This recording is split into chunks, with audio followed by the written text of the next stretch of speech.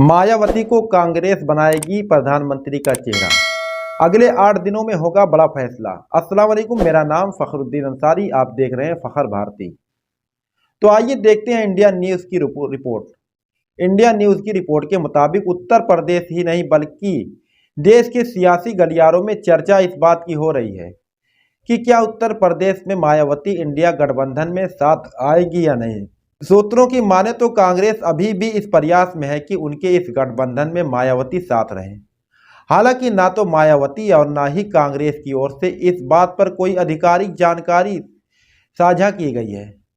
बसपा, कांग्रेस और सपा का एक बार फिर से सियासी गठबंधन हो सकता है।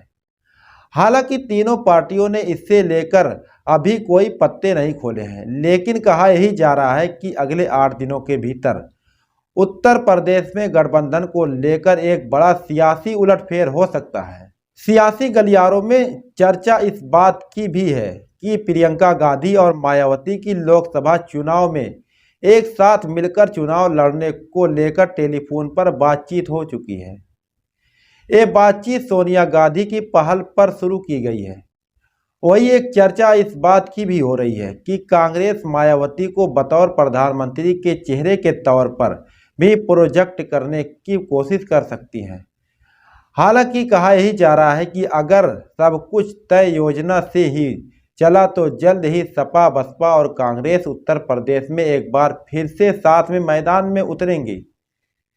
सिर्फ उत्तर प्रदेश ही नहीं बल्कि देश के सियासी गलियारों में चर्चा इस बात की हो रही है कि क्या उत्तर प्रदेश में मायावती इंडिया गठबंधन में साथ में आएंगी या नहीं।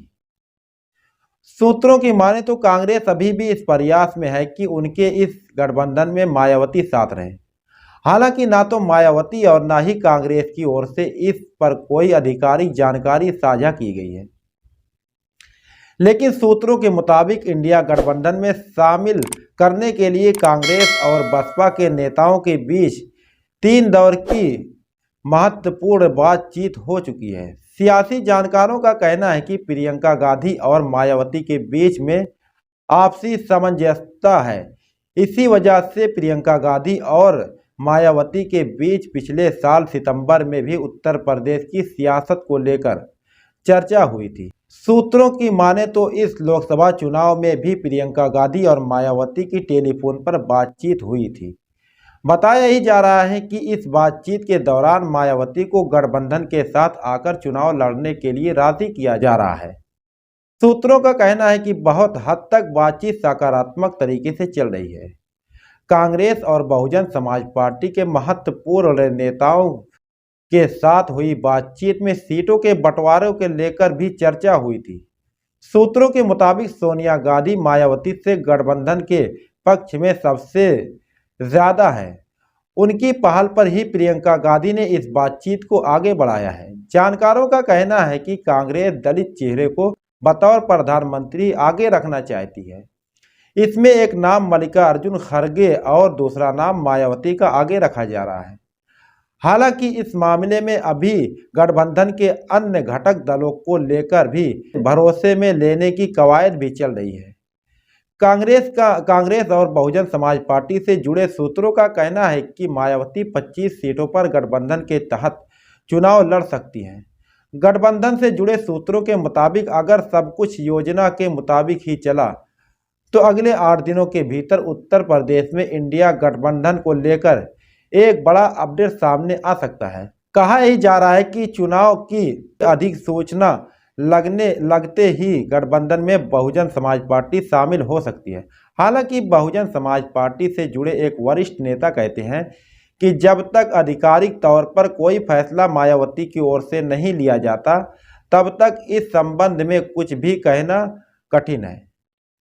राजनीतिक जानकारों की माने तो बहुजन समाज पार्टी को इंडिया गठबंधन का हिस्सा बनाने की बातचीत के चलते ही समाजवादी पार्टी की बाकी सीटें भी घोषित नहीं की जा रही हैं। समाजवादी पार्टी की ओर से 20 फरवरी के बाद से कोई भी सीट घोषित नहीं की गई है। ऐसे में कयास यही लगाए जा रहे हैं कि गठबंधन में मायावती की एंट्री होने वाली है। राजनीतिक विश्लेषक नरेंद्र कुशवाहा कहते हैं कि सियासी नजरिए से सपा, बसपा और कांग्रेस का गठजोड़ उत्तर प्रदेश में महत्वपूर्ण हो सकता है।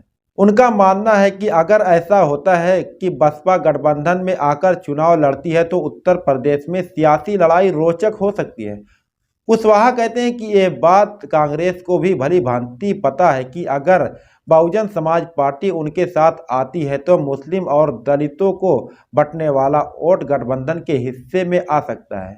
बसपा सुप्रीमो मायावती ने शुरुआती दौर में एक कहकर सियासी आगाज किया था कि इसे लोकसभा चुनाव में उनका गठबंधन किसी से नहीं होगा, लेकिन जिस तरह हरियाणा और उसके बाद तेलंगाना में बीआरएस के साथ गठबंधन हुआ है, उससे कयास ही लगाए जा रहे हैं कि संभव है कि मायावती उत्तर प्रदेश में कांग्रेस के साथ गठबंधन करके चुनावी मैदान में ताल ठोकने के लिए आ जाएं। राजनीतिक जानकार नरेंद्र कुशवाहा कहते हैं कि बहुजन समाज पार्टी को इस बात का अंदाजा है कि 2014 और 2019 के चुनाव में पार्टी ने किस और किन परिस्थितियों में अपना प्रदर्शन दिखाया था। यही वजह है कि मायावती चुनाव में सीट जीतने के लिहाज से गठबंधन का रास्ता खुला रख रही हैं। कुशवाहा कहते हैं कि हरियाणा और तेलंगाना में बीआरएस के साथ जो हुआ गठबंधन इस बात का गवाह है कि अभी बीएसपी के अन्य दलों से गठबंधन की संभावनाएं बरकरार हैं। फखर भारती को दीजिए इजाज़त। स्वतंत्र न्यूज़ के लिए हमारे चैनल को कीजिए सब्सक्राइब। तब तक के लिए जय हिंद, जय भारत।